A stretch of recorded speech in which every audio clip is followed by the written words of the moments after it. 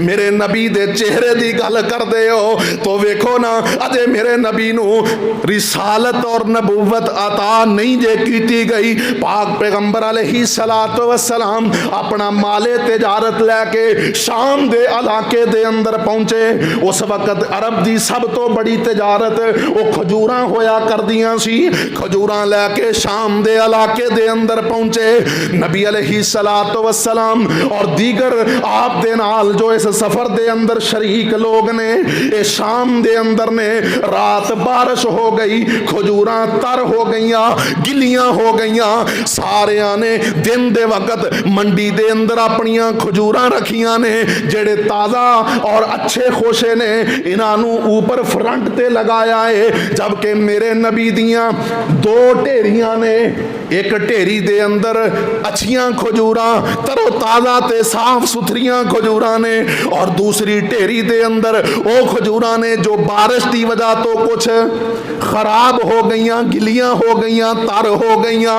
अल्लाह अकबर। ताजर आउंदे ने, खजूरां वेखदे ने, आंदे ने सारे ताजरां दी एक एक ढेरी और मुहम्मद दियां दो ढेरियां सल्लल्लाहु अलैहि वसल्लम।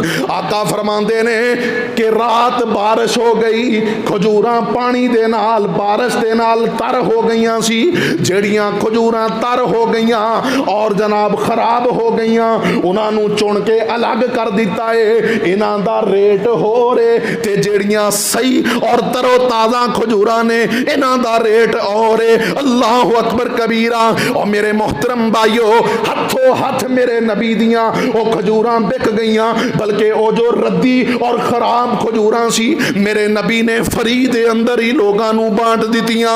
अगला साल होया, खजूरां दा मौसम आया, लोग खजूरां लैके शाम दे इलाके दे अंदर पहुंचे।